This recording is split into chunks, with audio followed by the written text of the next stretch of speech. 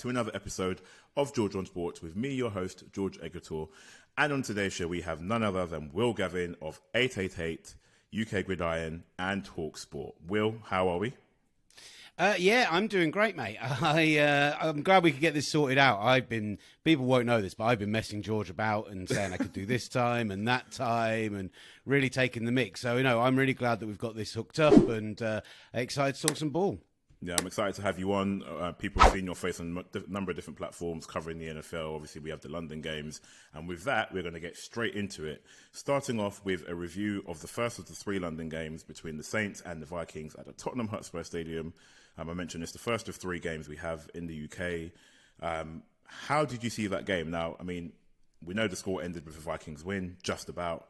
But what are your thoughts on that game? And for the first London game of this year, what's your feedback?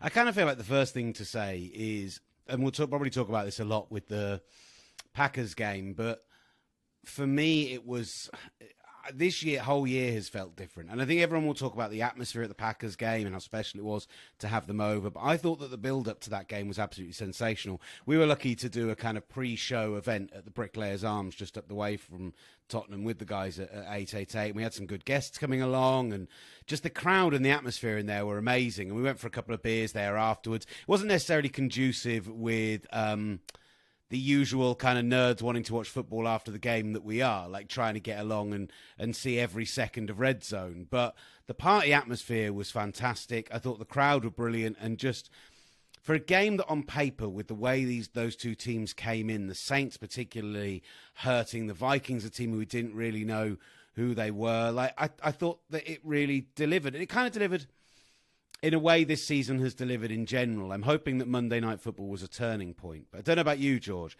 I feel like this season's been really exciting, had loads of great games. But Tom Brady talked about this the other day. It's because there's been a lot of bad football. Like, there were a lot of teams at 2-2, 2-3, 3-2, because they're not playing particularly well, but nobody is. And I'm kind of all right with it if it's conducive to having good games. Am I allowed to say that? Yeah, of course. You mentioned bad teams. I will tell you firsthand, I'm a Colts fan, so I think that kind of all that needs to be said. We look horrible, but we somehow managed to beat teams like Kansas and then Denver Broncos, who aren't looking too great themselves. But it's very, very strange. You are right. For me, the first few weeks of the season kind of felt like towards the end of the season with all the drama and all the mishap. But talking of bad teams, you're right. The Colts are one of those bad teams. Denver, one of those bad teams. To an extent, I think people would have assumed that the Saints would have been a bad team in this London game purely because there was no Michael Thomas, no Alvin Kamara, no Jameis Winston. We were down to Andy Dalton, guys like Traquan Smith. Hey. Yeah. I'm not going to have a bad word said against the Red Rifle, thank you very much. One of the NFL's sole gingers to have actually, started multiple games, gone to a playoffs, we hold him dearly to our heart, even though, it's only because it's a very limited list of people to hold dear to our heart. But actually, I kind of feel like the Saints offense is operating at a higher level with him in there. Do you know what, you're right? I don't think Jameis goes back in. I don't think they've been great. And obviously it was a huge Taysom Hill game in week 5, which led to that victory over the Seahawks. But yeah, I don't see Jameis coming back into that team. And it started in London, where he had, I thought, a decent game. It wasn't a great game, and he wasn't particularly well looked after in the trenches. Had the fumble, of course. I think the problem for both of these teams, Minnesota in particular, was that issue of finishing off drives. Like, Minnesota probably could have won this game by 2 touchdowns if they hadn't just kept having to settle for field goals in the red zone. And you have to give love to the Saints defense for what they did to make that happen. You have to say, along that front, a number of kind of excellent players, Cam Jordan being obviously the one that always stands out. But I thought, really strong performances across the whole of that line, put constant pressure on a quarterback they knew they could. Like, I thought Marcus Davenport had one of his best games for the Saints and really flashed at a time when he's been questioned a lot. It's just, you kind of feel like without it being a giant Justin Jefferson game, it might have been that unit was the one that dominated the game. But thankfully, we got something exciting to shout about. We did.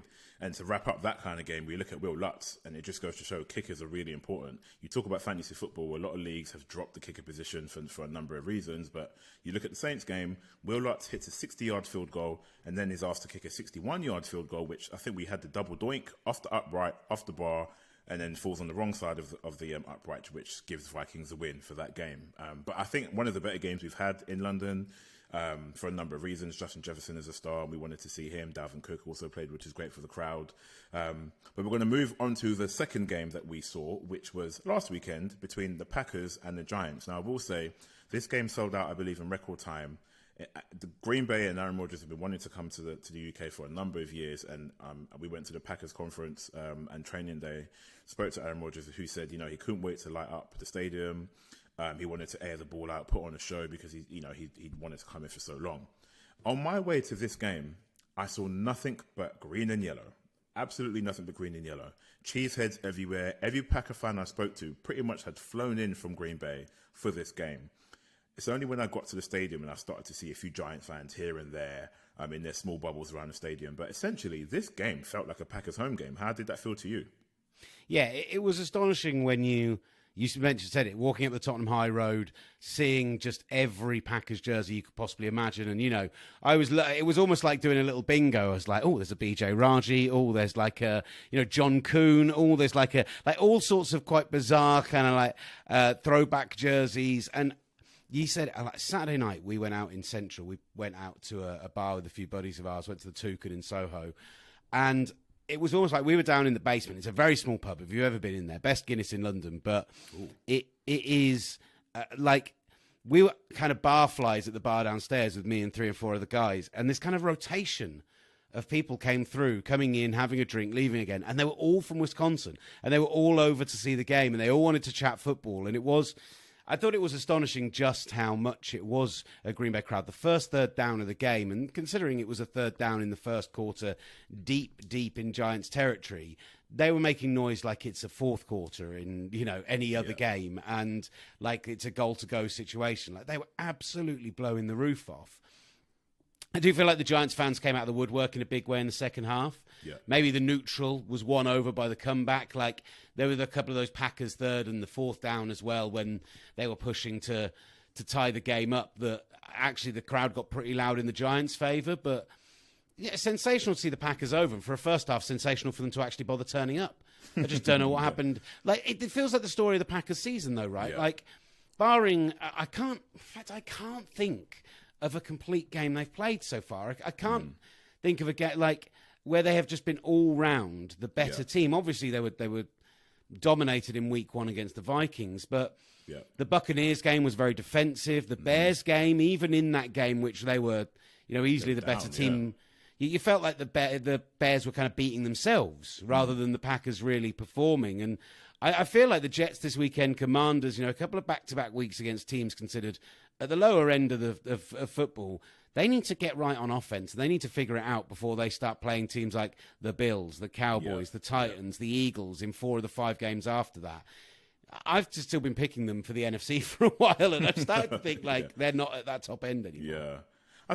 Something that really stood out for me was, number one, Aaron Rodgers' passion to play over here, because, again, I mentioned it, and he talks about the UK. He wants to play at Wembley. He actually made it from practice, I think it was on a Friday, and straight to Wembley to watch England women versus USA women.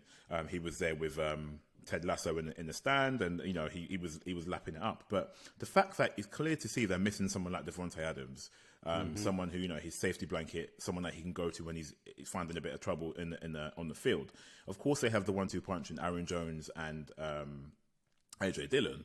But I think one point we need to mention is the Giants' defense played really, really well. And it wasn't anything standoutish. It was just consistent play across the board. I don't believe the Packers scored any points in the second half. I may be wrong there, but I don't believe they scored any points in the second half.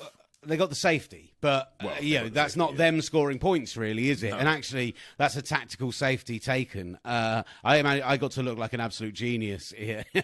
We were in the 888 box doing a bit of kind of corporate stuff, and someone was saying, there are a few people in there, like guys guys like Paul Brown, and then Vern Kay was there, and people, and they were going, right, so what's the time left on the clock? So if they take the 2 timeouts, if they do that, so the Packers will get about 40 seconds with the ball back. And I was just like, if I'm the Giants here, I take a safety. I have the 3 downs, and then I'm Jamie Gillen. I run out the back. I run around, try and take 8-10 seconds off, and then I get out the back of the end zone. And it's one of those things that you speculatively say when we all watched what the Raiders did on Monday night when they went for the fourth down with 4 minutes remaining, and you go, well, that's obviously a stupid decision, but you never know in the heat of the moment whether they're going to actually, do what's the sensible thing necessarily. Actually, I was pretty impressed the Giants went for it, and I think it stands to everything you've just said about their defense being so good, and that was without Leonard Williams. When Leonard Williams went out, the line drifted for them from what had started as the week as a touchdown. They went up to 9.5 points, and they came into that game with, I think they'd given up the most yards per carry on the ground to runners between the tackles. Yeah. So I'm out here backing a massive A.J. Dillon game. He's going to get 6 yards a carry. He's going to go over 100 yards. Matt LaFleur's just going to have watched their tape, seen how bad they are in the middle of their defense, seen how bad the linebacking core are, and just run the ball up the gut.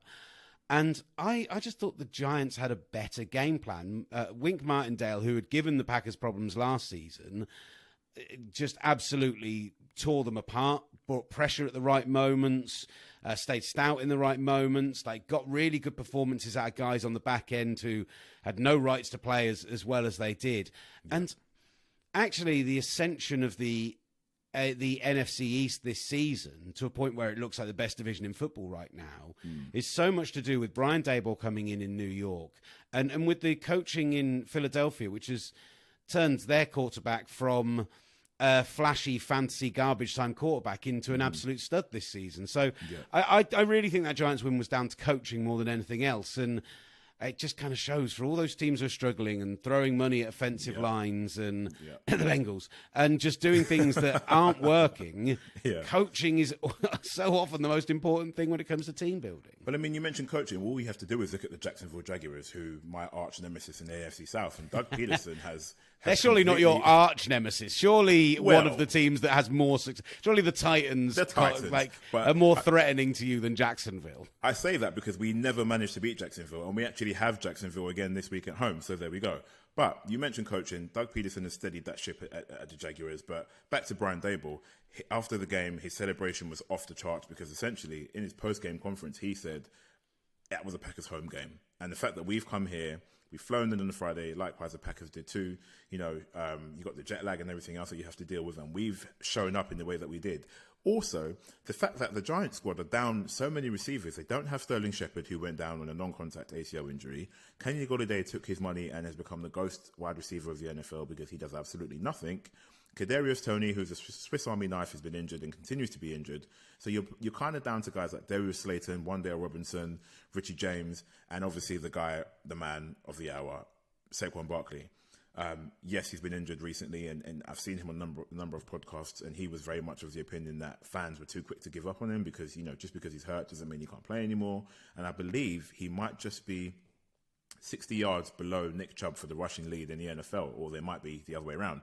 So, I mean, you mentioned it, coaching. You have to give it to the Giants. With a guy like Daniel Jones, who isn't necessarily the quarterback to take them forward because they didn't sign him for his fifth-year option, go out and beat the Packers in a highlight game in London. I mean, credit to them for doing that. And I think the Giants, are sitting at, I believe, 4-1 now, which I don't know when the last time that was. It says a lot. And I think you mentioned Saquon, unbelievable game from him. The fact that they played the Wildcat on a few occasions. We saw them do the double reverse for the tight end, kind of end around touchdown. That creativity that bled in there, but also like Daniel Jones, who very early in the game, I thought you saw just how much he was lacking mobility. I think the first two drives, they literally ran the ball up the gut, the first five runs with Saquon Barkley, and then went for a kind of a half-assed deep shot downfield, which didn't come off. Like, that was kind of how it was looking early on. I thought Daniel Jones really grew into the game. Those 3 scoring drives in the second to come out at half-time, including 2 of them that were like 7-minute plus, were... Everyone will look at Saquon and everyone will look at the big rushes and everyone will look at how impressive they were on the ground. But I thought Daniel Jones called the protections really well. I think he looks like a guy who's starting to figure that side of things out. And as much as I'm not a full-blown Daniel Jones believer, I don't think that Brian Daboll's going to turn him into Josh Allen. Like, Josh Allen had a lot more raw ability before he turned into Josh Allen with the accuracy improvement. That kind of off-season where everyone still marvels at the ridiculous improvement. But what he is turning Daniel Jones into right now is an average NFL quarterback, and there's a lot of teams who'd kill for an average NFL quarterback right now. Exactly that. I always say you don't necessarily need to have a Josh Allen. You need your quarterback to be efficient. Okay, it would be great to have Josh Allen, but you need your quarterback to be efficient, reliable, and not to make boneheaded plays, kind of like Carson Wentz did to us and did last weekend for the Commanders. But we're going to look forward now and preview the last of the London games, and that is between the Denver Broncos, Russell Wilson, that is, who made the big trade from the Seattle Seahawks to the Broncos, and the home team, which is the Jacksonville Jaguars, who pretty much are the UK's team. Now, a few weeks ago, or maybe before the start of the season, people would have said that this game is going to be all Broncos. You know, they've got the likes of Javonte Williams, who's now sadly out for the year, Melvin Gordon, wide receivers like Jerry Jeudy, Tim Patrick, who's also injured out for the season, but Cortland Sutton, great tight ends, and everybody else on their squad. New head coach Nathaniel Hackett. But really, it's the Jaguars who are the better team, I would say, personally. They've started off pretty well. I know the Jaguars are obviously 2-3 right now, and the Broncos are 2-3 as well. But this game is at Wembley, a return to Wembley. We haven't had a game at Wembley for a while now, and I personally love Wembley purely because I feel like there's a bit more of an atmosphere in terms of tailgating prior to the game and leading up to the game, and also it's easier to get home after the game too. But this is the last of the London games where we have Russell Wilson facing off against Doug Peterson and Trevor Lawrence. Personally, I see the Jaguars winning this game. We've got a much bigger crowd. I think capacity is 90,000 at Wembley. Tottenham hit a capacity 61-something thousand. They're breaking record attendance for the game over the weekend with the Giants and the Packers. But this Broncos game is either going to be, dare I say, a bit of a blowout in terms of the Jaguars, or maybe we see a bit of spark from Denver Broncos, because right now they look flat as anything. It's really interesting that you mentioned that the difference between the two stadiums. I thought it was interesting that I didn't hear as much complaining this year about the travel to and from Tottenham. It feels like people have kind of figured it out a little bit now, and I'm going to disagree with you. I know that Wembley has the bigger crowd, and maybe there is a better atmosphere for tailgating. Unfortunately, like the only problem with being lucky as anything that I get to do the job that I do is that often you're in the stadium super early. You don't get to go out and experience that atmosphere. And like, I love going to games as a fan, and when I get to do it occasionally, it's very special. And I think it's important that they retain Wembley and that it does have that 85,000, and that you do 1 or 2 games a season there. When you end up with what I think eventually happens is that we get 8 games a year here in the UK. Oh, 8, did you say? Yeah, that's genuinely, I think that's like where they eventually look to go with it. I think I think we'll go up to 4 next time out. People have to remember as well, the Jags had plans in the pandemic year to do 2 games back-to-back home games, which I still think they'll look to do in the not too distant. They've got this Wembley deal for the next 3 years at least. But I think that, well, I think we're going into a whole different territory here. Yeah. My absolute belief with the way that that the new season is that eventually, it's great now that we've got teams having a 9th home game because they're more willing to give up a home game to go and play internationally. It's exactly what happened with the Packers.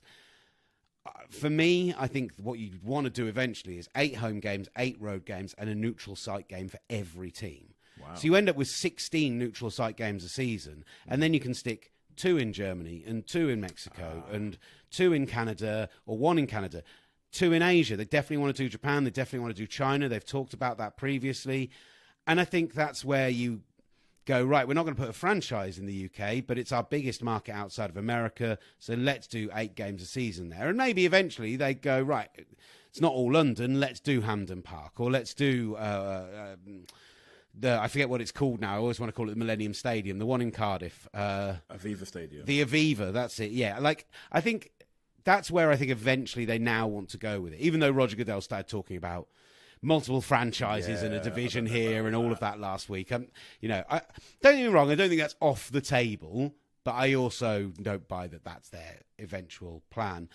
But for me, it's that thing with Wembley is so obviously like a football stadium, a soccer stadium. And the fact that you have to like block off the bottom rows of seats because of where the benches are, and the fact that you've got to do like, I still think it's phenomenal, and I'm never going to complain about having NFL games there. But Tottenham just feels like an NFL stadium, but until I step back out onto the Tottenham High Road and see the Jerk Chicken Centre and the Bricklayers Arms, I could feel like I'm in, Charlotte. Or I could feel like I'm in, like for those 3 hours, I feel like I'm in a game in America, and then I kind of step back outside and realise I'm in North London again. Wembley always feels like Wembley. Maybe just it's so associated with the home of football. Maybe because I'm not a Spurs fan. I don't know. But that's kind of... So there you go. That's kind of how I look at it. The game itself, I went into the season convinced this was the best game on paper. I was like, the Broncos' improvements. I think the Jags with some coaching. I'm really excited to see what they do. And I think everything you said about what Doug Peterson has brought to the Jags is true. It's kind of like we said about the steady quarterback. They needed the steady coach. They needed the person to come in who wasn't going to rock the boat or do anything crazy or kick who was, them. yeah, or kick players. Yeah, exactly. But was just going to come in and see that roster they had and see the amount of defensive talent they had and plenty on the offensive side as well and just start to figure it out. And then I just watched that Texans game and I was like, well, this looks like a team of last year. This is where, like, that was one of the worst performances they've put in recent seasons by a kind of country mile. And I still can't figure Trevor Lawrence out. Like, with Gridiron, we were lucky enough to go and see Trevor Lawrence way back when he was in high school. Wow. And then followed his career all the way through college. And I genuinely still believe that coming out at number 1 overall, he was and potentially still is the best talent to have come out of college in, well, everyone always talks about Andrew Luck. Like, even, you could go back to some of the guys of like the 80s who came out as guaranteed number 1 overall picks. We're talking about just absolute guaranteed hits. Yeah. But every game, there's just 3 or 4 throws where it felt like last season, every game there were 3 or 4 throws that maybe go, wow, it's still there. This guy is special. And now I feel like every game there's 3 or 4 throws where I go, right, everything else is there, but you've just overthrown a guy and thrown an interception. Or you've just, I think the 3 losses they've had this season, they've had a chance to tie or win the game with a final drive, and he's turned the ball over on all 3 of those drives. And that, for me, is starting to get just a little concerning. I still think he's the most incredibly talented of players. Great and yet, hair too. Sensational hair. And yet I look to this game in 3 weeks' time and I go, yeah, but he's the best quarterback in this game, right? Like, Russell Wilson has been bad. Very bad. And Nathaniel Hackett has to take some of that, and the Broncos organization have to take some of that. And we knew the moment he lost his kind of key wide receiver in the preseason on the outside, we knew that was going to be a problem for him. But it's a weird one because, like you said, anyone that sees this game immediately says Russell Wilson and the Broncos, they're going to light up Wembley. But that just doesn't feel like the case right now. They haven't shown anything in 5 weeks to say, all right, maybe you're just going through a blip and you're going to show up. Other teams, like, for example, the Raiders, who started 0-3, at least, let's take the Kansas game. They potentially should have won that game if not for what happened with Devontae Adams and Hunter Renfrow at the end of the game. Clashed together and no one caught the ball. The Denver Broncos haven't showed anything. They've lost Javonte Williams now, so now they're with Melvin Gordon, who has a fumble issue, and they've signed Latavius Murray, the veteran running back from the Saints. But it's all very bizarre. I mean, I still think personally that the Jaguars get the win in this game purely because I feel like they've been playing the better team. They don't have the highlight names. Okay, you could say James Robinson perhaps, but the Broncos aren't going anywhere fast. Both these teams sit on the same record currently. We don't know what record they'll be on by the time the game comes around. But for me, I think it's going to be a Jaguars win. I love what Doug Peterson has been doing. They made some smart moves. Yes, they've overpaid slightly for Christian Kirk, but he is actually doing very well. He's played well, though. Like, he has, yeah. They've got the cap space. Like, other guys got paid a lot more than he did. Christian Kirk is, maybe a middling kind of possession receiver, but, you've got to do it. That's the thing. Like, they needed that weapon in there. I agree. This game? I do. I am backing the Jags overall. Okay. I like what they've got defensively. The middle linebacking core there, bringing in Devin Lloyd has been absolutely superb. One of their 2 first-round picks. I think Trayvon Walker starting to come on now as well. With Josh Allen off the edge, with the back end not as impressive, but they're kind of figuring it out, and I like that a lot. And look, this is where Mr. Unlimited is right now. This is in the AAA fantasy league that you may have seen the reels and stuff from. That's what I had to do on waivers this week. Oh, wow. Have you dropped Russell Wilson? I've dropped Russell Wilson and picked up Geno Smith. Do you know because what? Russell Wilson is averaging me about 12 points a game. Yeah, it's a great I'm 2-3, and I'm not having it anymore. Well...